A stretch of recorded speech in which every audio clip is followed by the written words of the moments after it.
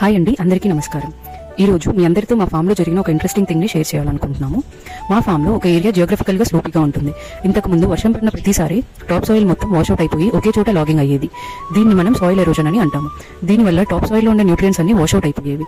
దీన్ని ఓవర్కమ్ చేయడానికి మేము African model water conservation mechanism ని ఇంప్లిమెంట్ చేశాము. అంటే మీరు ఇక్కడ చూస్తున్నట్లు 12 feet డయామీటర్ తో సెమీ సర్కిల్ బన్స్ ని క్రియేట్ చేశాము. ఫస్ట్ లైన్ లో 4 సెమీ సర్కిల్స్, సెకండ్ లైన్ లో 3 సెమీ సర్కిల్స్, అలా ఆల్టర్నేట్ గా క్రిస్ క్రాస్ మెథడ్ లో బిల్డ్ చేశాము. Around the semi circle papaya saplings ని, మిడిల్ లో బనానా షూట్ ని ప్లాన్ చేశాము.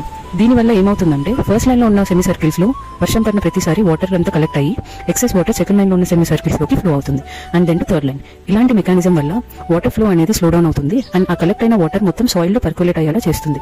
సో దట్ టాప్ సాయిల్ లో ఉన్న న్యూట్రియన్స్ ని రిటైన్ చేయొచ్చు అండ్ ఆల్సో వాటర్ ని కన్జర్వ్ చేయొచ్చు.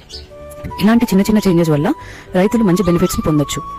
ఈ వీడియో కొంతమందికైనా హెల్ప్ అవుతుందని అనుకుంటున్నాము. ఇలాంటి మరెన్నో ఫార్మింగ్ టెక్నిక్స్ అండ్ అప్డేట్స్ కోసం మన ఐఫార్మ్ వీడియోస్ ని లైక్ చేయండి, అలానే మన పేజ్ ని ఫాలో చేసి షేర్ చేయండి.